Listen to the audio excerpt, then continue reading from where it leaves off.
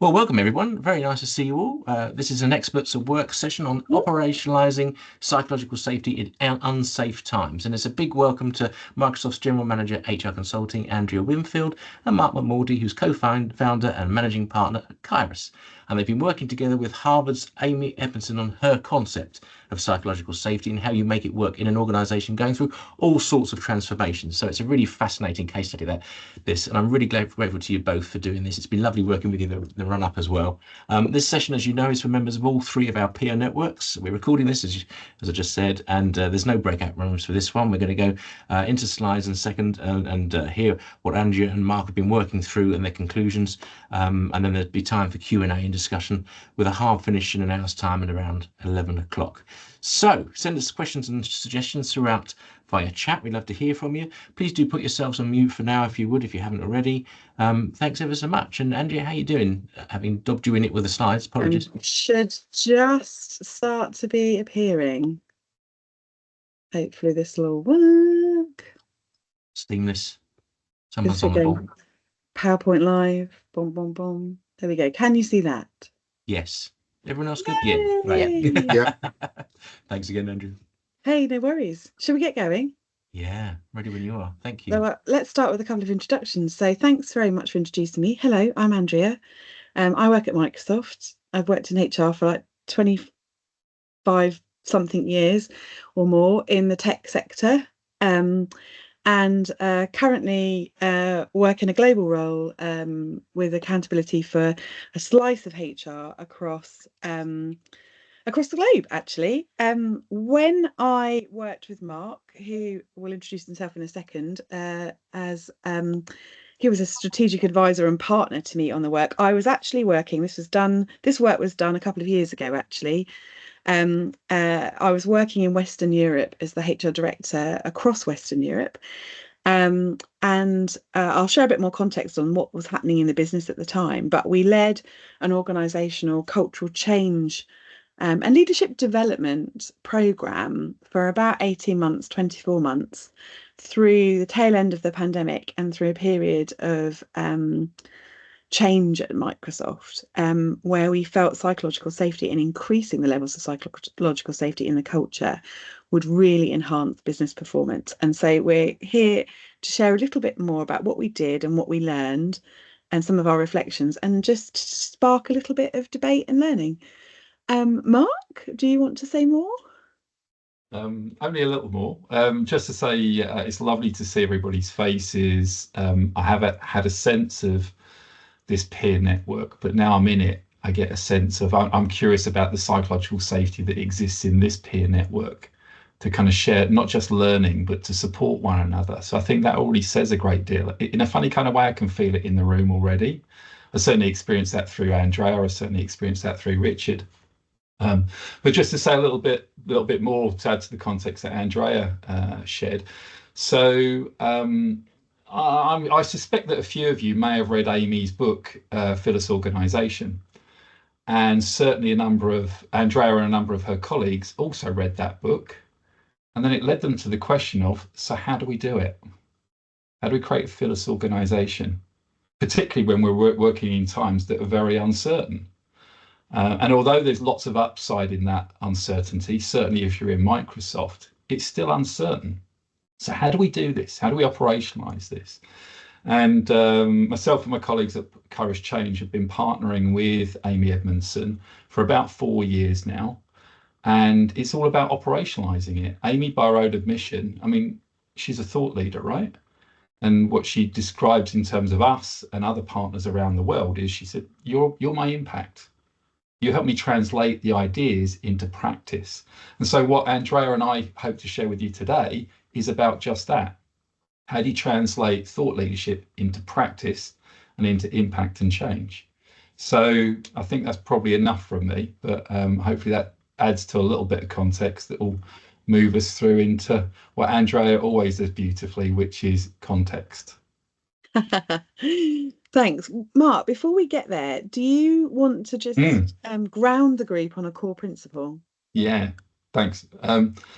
So I suspect that some of you will have already come across this definition before, but and of course, different people talk about psychological safety in different ways. But I think it's fair to say that Amy is one of the people that has really kind of formed this field of research and practice. And this is the way that Amy defines it. So a belief that one will not be punished or humiliated for speaking up with ideas, questions, concerns, or mistakes. So let's just break that down a little bit. Oftentimes with groups, when they first come across that definition, they say, oh, punished or humiliated, that's a bit strong. Well, maybe sometimes you will have firsthand experienced some version of feeling like you were punished or humiliated for speaking up, or maybe you observed it happen to someone else.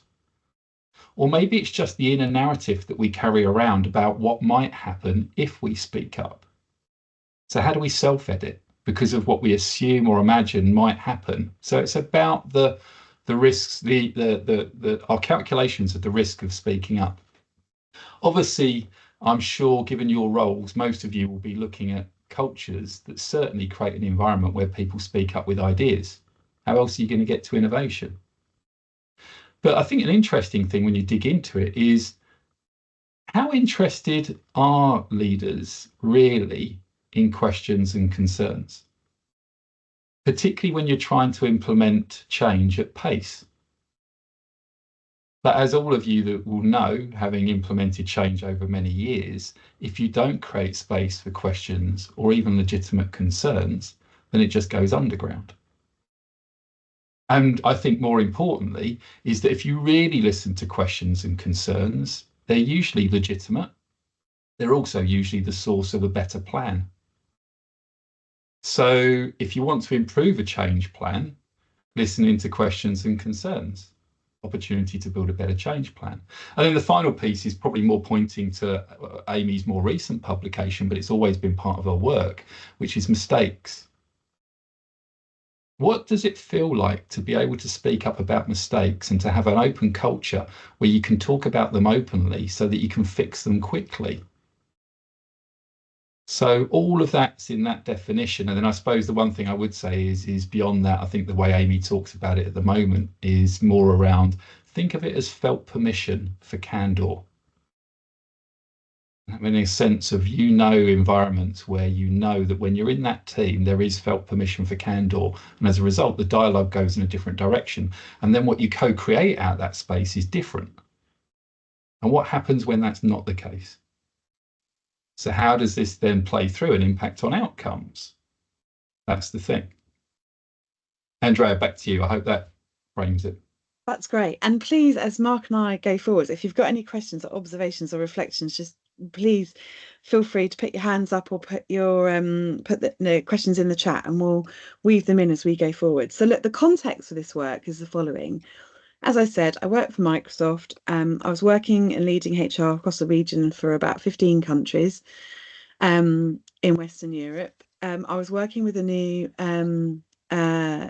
CEO for the region, had joined the region from another part of Microsoft where she'd been hugely successful, doubled the business, super bright lady, very impressive, strong intellectual, very direct, pretty bold. And we had come into a new team at the end of the kind of like tail end of the pandemic. So she couldn't meet any of her team members, couldn't get around the countries. We had to all work virtually as a leadership team, and essentially we were all strangers to one another in many ways. There was also at that time, Microsoft was helping to support pandemic efforts with our technology. So there's huge amounts of pressure. Coming out of the pandemic, thinking a bit more about, the sense of economic crisis that might follow, and also the advent of AI, maximizing the moment for kind of cloud computing, highly competitive marketplace. The pressure's really on. And so we recognized at the time, we just needed profound innovation, in the company. To develop the right products, to deliver and design the right solutions, to help create new industries, to be strategic partners in transformation, to to our clients, and really to kind of make the market when it comes to AI and play a leading role there. We already had, as you think a bit more about our culture, our culture is grounded in growth mindset, a belief that everybody has the potential to develop and improve. And what we realized is that in order to kind of really innovate, we needed freedom in our culture for, as Mark said, any idea is a good idea, all feedback welcome. We were having to kind of really rethink just opportunities we had. There was, this is a multi-billion-dollar business in the tens of billions, the region that I was working with, and the growth rate was over 20%. And we were having to really tap into just where how we were going to grow and where that growth was going to come from. It was really new ways of working were needed. So there was a lot of pressure, for delivery, for accountability, for those kind of financial outcomes, and for market making. And so you're presented with this dichotomy: what an opportunity, but equally, oh my God, what happens to me if I can't do this? And can I do this? And actually, in an environment where we're all under pressure, you've got a brand new leader, we don't know one another, we haven't spent time with one another, and we knew that we needed, really growth mindset off the scale. And yet the pressure in the company is just really pressure for performance is really high. I'd spoken to Amy at a London Business School event and learned a bit more about her research, and then I found Mark, and when I was learning about psychological safety and just how to unleash our leadership community to just try foster this environment of profound innovation, he shared with me this slide, which I loved, where he kind of just said to me one afternoon, like, Andrea, no one comes up with a good idea when they're being chased by a saber-toothed tiger. Now, obviously, that's not Mark's quote, but I think it really epitomised how some of our leadership team members might have felt in that moment. We had some that were willing to just lean in and learn and were coming up with good ideas. There were others that just really wanted to protect the status quo. And then there were some that were like, is this real? Can I trust this? Do you really want to hear my feedback? Is it really safe for me to share with you my ideas, or to tell you what's not working and what I need? Will I be judged for that? How does a real mixture of sentiment and feeling? And I really loved this this framework that also Mark shared. Mark, do you just want to give a quick an overview of the principles of this? So if any of you Google search for Amy's TED Talk, you'll see her talking through this, but I'm going to give you a very brief, concise overview of it.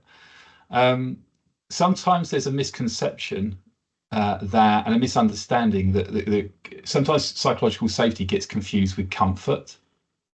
They're not the same thing. They're kind of related, and as you can see from this 4-box grid, that it's in there. But really what we're looking at here is sometimes you may have worked in a team where psychological safety was high, it was very collegiate, but there was very little stretch accountability, either individually or collectively. And we might refer to that as kind of like the country club. It's also a place where teams that have worked together for a long time are very polite, but they don't actually challenge each other to push the bar in terms of standards. It may well be that you've worked in an environment, in a team or an organisation, where the accountabilities individually and collectively are very high, but psychological safety is low. There's very little room to talk about the challenges of that stretch and to think and to work together collectively to lean into them. In that place, it's a place of anxiety and burnout. In fact, the way Amy talks about it is we call it the anxiety zone because it's the very act of speaking up about this stuff, which is anxious. I don't feel I can speak up and say I'm concerned about this stretch goal and I need a bit of help. That's the anxiety. But when you can't speak up and there's not an open culture, people shove all this stuff down. And then not only is that bad for performance, but also it's bad for the individual. I hope that none of you have ever worked in an environment where there's neither high stretch and growth nor psychological safety, and of course that's the apathy zone. And we know that in that place, people just vote with their feet, they leave. What we're talking about here is about, for as much time as possible, being in the learning zone. And given that what Amy really stands for is about what are the conditions that create learning organizations, this is about understanding that when there is high stretch and high standards that invite people to do things they've never done before, and there's high psychological safety where people can talk openly about that and get really innovative and collaborative with each other, we know that every day is a school day and we are learning together every day. And therefore we take intelligent risks, and sometimes they go well and sometimes they don't, but we always learn from them. And we speak openly about what we learn, and then that supports rapid learning. So this was a really interesting model that Andrea started to reconcile when there was some important growth conversations with the general managers in the region. And I'm going to hand back over to Andrea to just fill in the picture around that. So yeah, we we had leaders in all of these quadrants. They were all profoundly experienced in their own right, often, kind of one of the chief faces of technology in the countries that they were leading in. As Mark said, this wasn't a team that was sharing information. I really don't know that I could say we had a learning culture or environment, in a way, in the way that Mark describes. And when you're trying to achieve this kind of high degree of innovation in an area of technology where we've just never been done before, that's a problem. And so we don't have time today to kind of talk you through the multi-layered approach that we took with the various leadership teams over the 18 months and how we kind of brought this together across the region. But I will just take a minute to explain some of the work that we did with the top leadership team. One of the products that, like Mark helped to start the dialogue with, is most organizations are grounded in data. And it was really great to be able to kind of put the leadership's lived experience of psychological safety in the organization and ground it in data. So we actually started 1 September in Zurich, our first time when we all were able to kind of travel across borders and be together. And I should say at this point, the CEO that I was working with had already made changes on her leadership team. So there was an element of just, gosh, in the room, like, is this the leadership team? Are there more changes to come? Does she want me? Am I rated? Just a kind of a real sense of anxiety in there as well. The team completed this scan. There are 4 different measures of the environmental scan that Mark and team hold, and I'm sure he'd be happy to share the questions that sit underneath this element. And the data essentially became the starting point for a dialogue around how did we all experience psychological safety? Where did we have strength? Where actually was there strong standard deviation? And so people's experiences of psychological safety really differed on different dimensions. And what we realized is, we had a real development opportunity in terms of our attitude to risk and failure, and how we really worked together as a team to create a climate of safety. And it's quite ironic for a technology company, who grounded in the engineering principles of design, test, learn, fail, learn and repeat.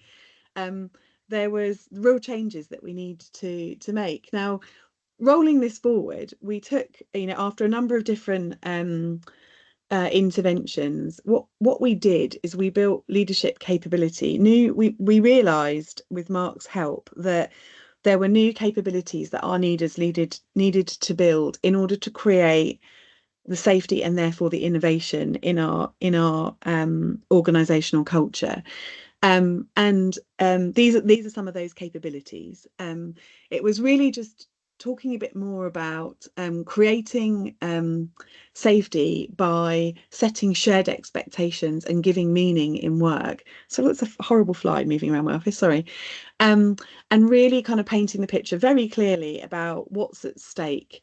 And why the work matters and for whom, really aligning us on our shared and core mission as a team.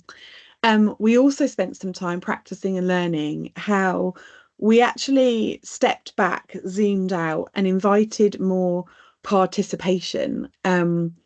in the group, from our teams, with one another. It's about being more curious, and also learning really generative, like listening skills.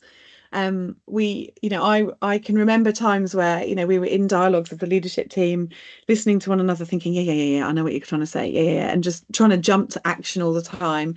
And I remember Mark giving us feedback as a leadership team that he'd never met a leadership team that was so action oriented, and he felt like it was like holding back a herd of stallions at some point, who were just trying to charge forward. And were we really taking time, especially with really deep, complex transformation, to truly understand the problems that we were facing, the feedback that our teams needed to surface, and really to kind of contemplate and work through ideas together so collaboratively, and were we even just kind of creating the space for dialogue on these topics in a way that meant we really heard what people had to say. And the other thing that we realized was that when people told us truths that we didn't like, or that were painful to hear, or when things went wrong, what capabilities did we have to just respond appropriately in that moment? How do we destigmatize failure in a way, celebrate, places where people had exercised, our learning culture with accountability, but to the max? How are we leaning in to kind of offer help and breaking down those organizational silos and hierarchies, and really just kind of develop this, how are we sharing even with each other, like what's working in the market, where are we getting traction, rather than competing with one another? Actually, how are we sharing in each other's success and leveraging success from each other, but then also learning where each other had epically failed? We went on to do things like holding failure parties with the leadership team, where they spent, which we did virtually, actually, I thought were going to be an absolute disaster. It really challenged my own bias on what you can achieve remotely, where I didn't think we would really get much from the leadership team. But I think that in the 3 years I worked with this team, it's probably that failure party was probably the one of most of our constructive and transformative discussions. But really just kind of normalizing failure and encouraging, risk taking in the team was really the name of the game. We changed a lot about how we worked, how we spent time, how our team meetings were structured. We invested in running these workshops, using the Fearless Scan to facilitate dialogue at the 2 levels below the senior leadership team. And we did all of this at a time where we were also driving layoffs in the organisation, which was the dichotomy that we actually shared with Harvard Business School. And, like, can you have psychological safety whilst you're also driving layoffs?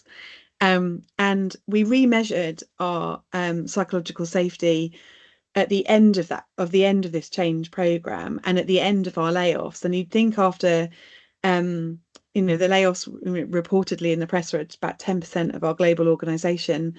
What was surprising to me is psychological safety had gone up in that time period, which was, a really unusual outcome, I thought. But I think it speaks to the fact that you can still generate safety through transparency, through accountability, through dialogue, even when there's no job security. And that was, just one of many examples of how I feel our leaders and their behaviours and our culture as a result shifted over that time. I'm simplifying wildly here just for time. But I hope that, Mark and I have just conveyed a few principles, thought starters, and examples of some of the mechanisms that kind of we used to really spark a new wave of innovation at Microsoft in this region, and a new learning culture and set of leadership behaviours that I think will stand us in good stead for the months ahead. And I'm going to stop there and hear what questions you have or reflections you have on our story. Thanks ever so Mark, much, Andrew. anything else you want to finalise or say? Or I think the only thing that maybe will come up in the questions, or maybe something we can go to, is we do have some data, a headline data slide that we could share with you that would give you a sense of the shift. But I think one of the things that Andrea would say is that in the picture she's painted already, which is not unusually, Microsoft started where most organizations start, with an attention to data. How do you quantify culture? Well, the data metrics that we use enable you to do that, but it's not about the measurement itself. It's about, as Andrea was indicating, the dialogue that it then stimulates about, so what? How are we going to shift the dial on this? And then to use things like the Leaders Toolkit that Andrea mentioned to actually help shift the dial. So the measurement only ever gives you a baseline. Of course, it's designed to enable you to remeasure it so you can see what's changing. But the real question is what helps us shift the dial? And we've touched into some of that already. So if that's something that's of interest, we can go to that slide. But I think let's hear some questions and see what's on your mind based on what we've shared already. Yeah, thanks both. And thank you ever so much for taking us through that. There were some great quotes and great insights. Mark, I love your point about how interested are leaders really in questions and concerns, especially if you're changing at pace. But those questions and concerns are usually legitimate and the source of a better plan, which is absolutely fantastic. And Andrew, your case study about talking through the leadership team and the specific situation you were in with the new leader was just great and very honest. So I love that. I would like to come back to the measuring and remeasuring that you touched on, Mark. But my question was also, like most of the group, was what's a failure party? We've always been at a failed party, or maybe that's just me. But what's a failure party? How do you make that work? Andrea, do you want to share, or I'm happy to... Why don't you give the construct and then I'll share what happened. So failure party is simply an exercising in reframing failure.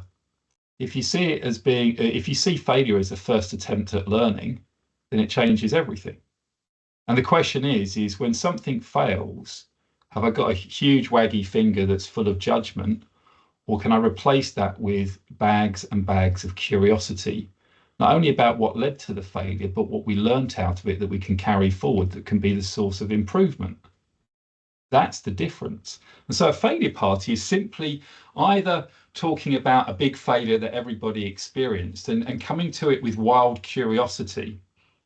I think, so I think that's one aspect. I think the other thing is actually the way we set up the failure party is getting individuals to think about moments of failure and falling down in their lives, at work or elsewhere, and helping them reframe them to dial down the self-judgment and the self-critique, which is very common in our culture, and to focus on dialing up the learning, which is whatever this failure was, what was it that you learned from it?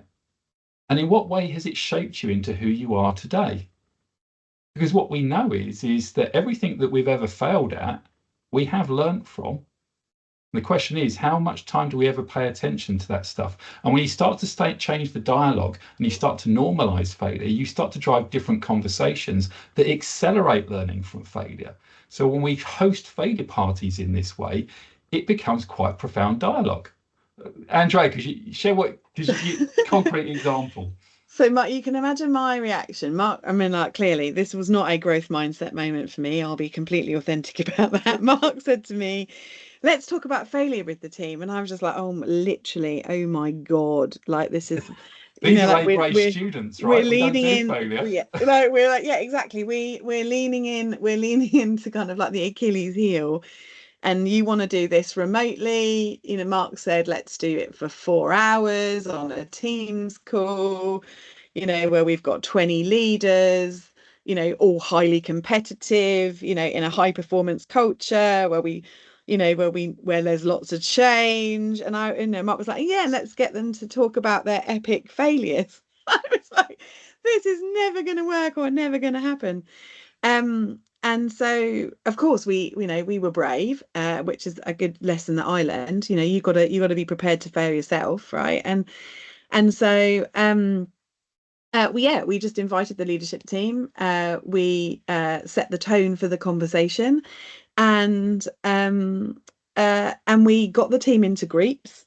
And as Mark said, we invited them to talk a bit more about an epic failure in their life, and the impact of that on themselves and what they learned from it, and any kind of key takeaways they'd share with everyone else.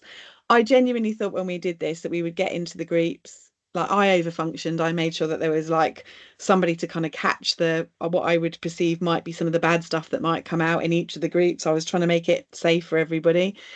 And I genuinely thought we're going to get into these focus groups and they're all going to be silent, because I really don't know that they're going to trust each other to share some of these epic fails, or I was really questioning whether or not they just go deep enough. Anyway, well, shame on me, because it clearly it only takes one crazy loon to start dancing before the rest of them started dancing, and that's what happened. Like, one person said, oh my God, there was this time in my career when XXX happened, and of course everyone was hearing the stories, looking like this, thinking, wincing, like, oh my God, that's just terrible. And then hearing someone's sense of recovery and what they learned from it, and actually how it made them stronger, and actually how people around them really supported them in the moment. And what was beautiful around it was the stories that they shared basically emulated all of the leadership behaviors in the moments that really mattered for these individuals, at moments of true vulnerability in their career. And I, having said to Mark, there is literally no way we're going to fill 4 hours, and I shortened the meeting already down to 3. We had to kind of call a time out at 3 hours, and honestly, you could have let this group go for 5 hours and they wouldn't have been done.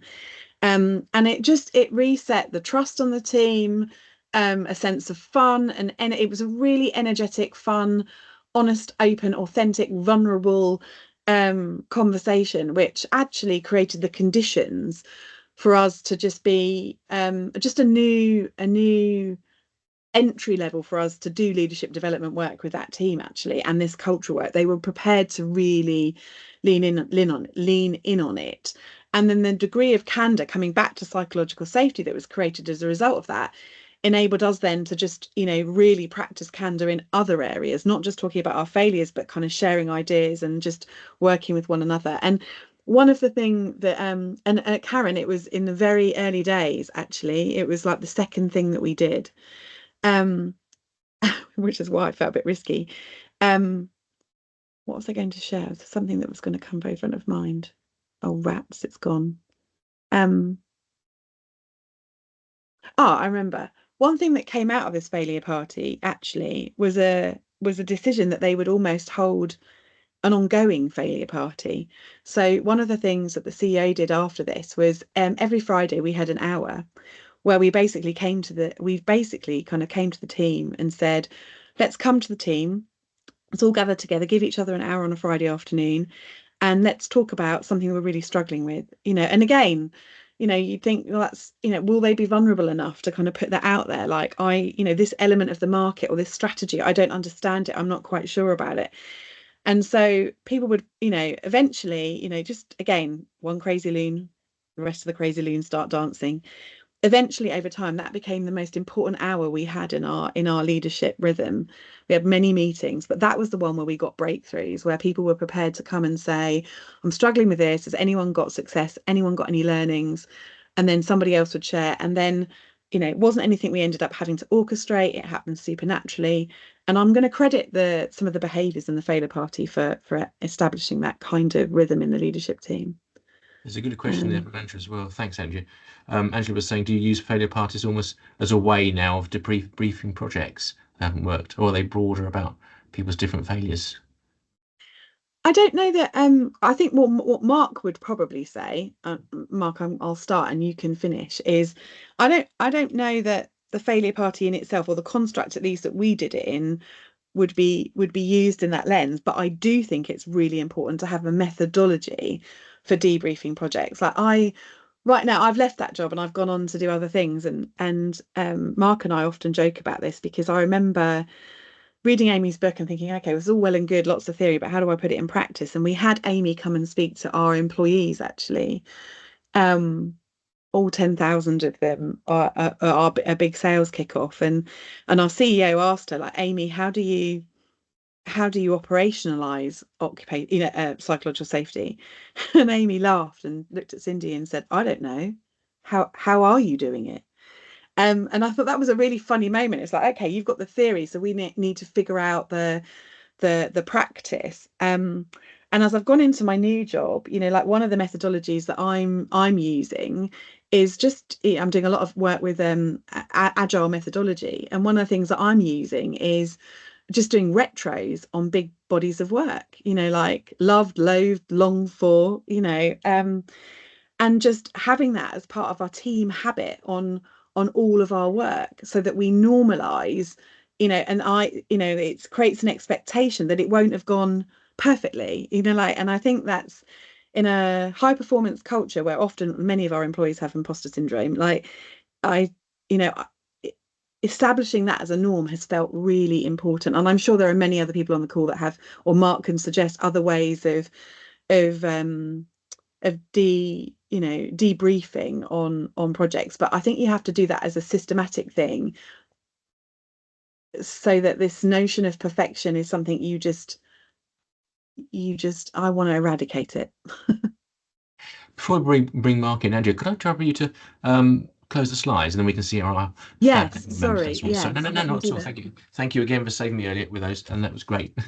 Mark, sorry, interrupted you. No, I mean, I think at the heart of this is, we know the adage, fail fast, learn fast. But in most organisations, that might be quite confusing, at least for a certain generation that was used to a different mantra, which was right first time. How do you reconcile those two? So we're fortunate because not only is that contained within the essence of Amy's work, The Fittest Organisation, but her more recent book, Right Kind of Wrong, really unpicks that. But I suppose the thing that I notice is in terms of software development, as I understand it, with software developers, there is a process or a way of relating which is called a blameless post-mortem. If a piece of code doesn't work, they don't sit around and point fingers at each other and look for somebody to blame. They get into a solutions-focused approach to say, why is the code not working and how can we fix it? So I'm aware that in the work that I've done, 3 examples. One was in Microsoft, a Scandinavian leadership team that talked about one of the most profound moments of learning was on a huge thing that at a country level they failed on. It was a bid that they lost. The most profound learning was having an open conversation about that and what they'd learned from that process. They said it was profound. The other example I would give was a COO of a publisher we've worked with for a long time. Having been through this methodology, she said, I'm the COO, so most of the people in the organisation, I have a monthly blog, so I'm going to start writing in my monthly blog about all the things I'm failing on, just to start normalising it. And I'm going to start talking about what I'm learning through that. And because I'm the COO, we are testing and trialling many big projects. I used to just talk about the successes. Now I'm going to start talking about the failures. But I'm not going to be wallowing in failure. I'm going to be talking about what we're learning and what we're carrying forward. And the final example I would give is that I work with a nuclear organisation, and you can start to have a sense of what that might mean in terms of psychological safety. But certainly on one of the most critical, dangerous parts of that facility, they've applied this approach to look at some things that didn't go well. That's huge in terms of how do you move from an environment that might be a sense of wagging fingers and blaming and needing to sack people versus getting really super curious about what were the conditions that led to this. This is root cause analysis. The root cause analysis sounds very clinical. What Andrea's pointed to is the thing that sits at the heart of this. How do you cultivate vulnerability? How do you create a space where people can be human? Because the bottom line is if you do want to cultivate growth mindset, the thing that lies at the heart of all learning is failure. One of the things that you taught us, Mark, which I think was just created a profound shift in the leadership team, is the difference between praiseworthy failure and blameworthy failure. And teaching the leaders that there wasn't, like when there had been failure, you needed to be very careful to distinguish between the two. There wasn't a single way to kind of, and an approach to say like not all failure is bad, and I definitely think we had this perfectionism gene, this mindset that the elements of this did not go well. This is bad. And actually, there's much more nuance to that you really taught us as a leadership team to say, actually, where are the points where we have to encourage failure, or acknowledge the learning and how powerful that learning is, versus saying that was just a reckless and stupid thing to do. Like there are times where, a compliance breach is very different from a team experimenting to innovate, and we have to attune and adjust our leadership behaviors, in each of those moments. And that was a nuance to the leadership that I think we really had to develop new muscles around. Very nice. That's really important, Andrew. I think, yeah, that piece around, avoidable failure in predictable operations, production lines where there's clear policies and procedures. If somebody willfully ignores those, that's not something that we want to celebrate. The worst possible outcome might be that their employment is terminated. At least it leads to retraining. But as Andrea's pointing to, you go to the other end of the spectrum, anybody that's worked in research and development will know that failure is part of the job description. So do we treat failure in those two contexts the same? And then what happens in the middle? Because most of what you're working through every day is about failures that happen in complex systems. When there's failure in complex systems, what do you need? You need root cause analysis, blameless postmortems to understand those and learn from those. And that's where Amy's research began, in hospitals, where there are complex systems coming together, providing care, patient care that could be life or death. And so actually, if you have a culture of blameless post-mortem, where teams can speak openly about those in order to fix things quickly, then you get higher levels of innovation and performance. But it's paradoxical, right? Because you have to normalize this stuff in order to talk about it. Very interesting. Let's bring in Rupert. Rupert, nice to see you. Hi. Sorry, I have no camera today. Thank you. This has been a really, really interesting session. And I love the link to innovation. I was getting sort of flashbacks to some work I did with Radical Candor in an organization.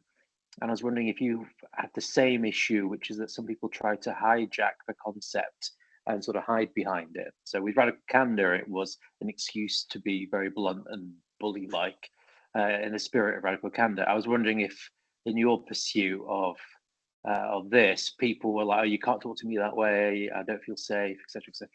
Can you talk a little bit to that and how you handled it? What a great question, Rupert. I'm curious about Andrea's experience of that, but just to say, so that is a conversation that Amy has had. So that, remind me the source of Radical Candor. Kim Scott? Correct. Yeah, so Kim and Amy have had conversations around this, and what I really find interesting is Amy's reframe of Radical Candor, which is truer to the two axes contained within Radical Candor, in my opinion, as opposed to the misinterpretation of the headline. Because I think what you're pointing to is sometimes people misinterpret the headline of Radical Candor to say, let me just tell you my truth. It's like, yeah. But what about how that's landing? And so those of you that are familiar with the Radical Candor model will know that it is challenge directly, but it's care personally. So if I really care personally for the individual, I'll care how I'm delivering this message in a way that they can hear it. If I care personally about the business, I won't avoid having this conversation, but I'll have it in a way that the other person can hear it. So the way that Amy's reframed this is compassionate candor. Because I think that's a more accurate reflection of what Kim was meaning. Challenge directly, care personally. So when you bring that second dimension in, which is like, by all means, speak your truth, but recognize that your truth is just your truth. There are multiple truths. So have some situational humility in this, and actually think about how you communicate your truth in a way that other people can hear it. When you get to that place, you do get a sense of respectful candor, which is the key. And I'm curious, Andrea, because you'll have had lots of experience, I'm sure, with different leaders about how well do they get the balance right? We had, it's interesting. I think where I jumped to initially when I heard your question, Rupert, was listening's more important than talking is one of the things that we really learned. because I do think this is a team that, I know this is being recorded, so I hope none of them listen to it, but there were some individuals that really like the sound of their own voices, and and in fueling their own ego, really wanted to take the stage and be heard. But I don't think we were putting as much effort into really understanding or hearing one another in terms of complexity of issues or context of problems. And the thing that this team struggled with was actually staying focused and present, and Mark's words, generously listening to one another to truly understand, versus rushing to judgment, rushing to think they already understood what was about to be said, or that they already knew the answer, or that they'd been there before. And I think delineating those two things was the most painful leadership experience we had in all of this, actually. Like learning to kind of stop ourselves from just rushing to the answer before truly understanding each other's perspectives and hearing one another out, even if it was painful, and practicing what Mark had said, which was delivering kind of tough feedback. Because part of the organisation we worked in had an HQ, and then it had countries, right? And there was a lot of tension, as there always is with the Matrix, but a lot of tension between the two. And even discussing kind of like how we showed up as one team to all of our employees, not the HQ and not the countries. Like we had to be a united leadership team, and that involved really deep discussions about what we needed from one another and what we weren't getting, or that the shifts and changes in the power balance and all these kind of things. And so one, creating the space for that kind of dialogue, because it takes time, and two, just really holding us accountable to truly listening to one another without judgment was I'm not saying we were perfect by the end of this, by no means, but that was a really, really big learning. And ultimately, I think this links to inclusion. And many of you will have responsibility for that agenda within your organizations, which is all of you, including Microsoft, huge amounts of work to work on diversity. But as you know, if you have much more diversity in your organization, but you don't have an inclusive approach to leadership, you don't leverage that diversity. So this is, to Andrea's point about listening, this is all about how you access collective intelligence. And how do you restrict collective intelligence if you have usual processes where those that are used to talking more than others are the ones that are always heard? What is it you're not hearing from the parts of the team or the system that are marginalized and don't have a voice? What are you missing? And when you create space to hear from that part of a team or a system, and you're able to integrate that into more robust solutions, that's what gives you the edge. I know you know this, but it's how do you operationalize it, right? How do you build it into practices where people that don't have a voice find their voice, and because of that, you generate better solutions? That's the bottom line. That's always been the bottom line around inclusion, right? And diversity. Yes, we want to create inclusive cultures, but at the end of the day, why? Because we generate better solutions. And on that, Mark, like very practically, we went on to restructure every time there was a big, challenge, topic, goal that the leadership team wanted to talk through. We actually restructured how the team had those dialogues to allow time for like playing out the practices, framing the work, like generatively listening with one another, appreciating one another at the end in the progress. And it might sound trite, but actually we really restructured some of these thorny dialogues, which meant doing less, having more time, going deeper. Like it was hard at first, but we had to design in actually some of the concepts and just how we were how we were just operating as a team. It's quite important. I see this question here from Alan as well. This is fascinating because the CEO of this business is a true perfectionist. She is she holds herself accountable to impossible, like her standards are impossible to reach, and which was part of what was, if I'm honest, creating some of the psychological safety issues in the team. And they had a brand new boss, knew her track record, see how she, she's incredibly smart, and great industry reach. She's a standard that's just very hard to reach, and actually some of the team are quite intimidated by her. And one of the and yet she is quirky, funny, silly, grounded, like a wonderful person to work with, right? A mum of 5 kids, just there's but it's just interesting how people just how people were concerned about whether or not they could meet her standard, especially in an environment where we were making a lot of leadership team changes. Like, will I make the grade was definitely something that I think people were feeling. And I can remember one afternoon we were in London, and we were going somewhere, and she's like, can we stop the car and just go for a walk? And I was like, my God, where's this going? And we got out and we just walked around one of those Victorian squares, and she just said, I've had some feedback that some of my team are intimidated by me, and I don't know what to do about that. And she said to me, and I was kind of saying to her, well, it's because you have such high standards of yourself, Cindy. Like, how easy is that for others to obtain? Like, is it attainable, like, to others? Is it a standard? And she said, well, I don't expect that of them. And I said, oh, okay, so let's talk a bit more about how you role model that. Let's look. And anyway, one of the teachings of the leadership, and I will wrap this up because I know we have to finish in a couple of minutes, but one of the teachings in the leadership was about appreciation. And one of the things that this big burly sales king of the castle leadership team never really did, or one of the most awkward things we did with Mark, is we also did an appreciation round at the end of every meeting, where we just stood up all in the room and we found someone that we wanted to say, hey, I really appreciate the way you've done this, or the way you've contributed, or the way you've helped me, or I've seen you do this. And again, you ask people to do that, and the first reaction is, oh my God, this is going to be awkward.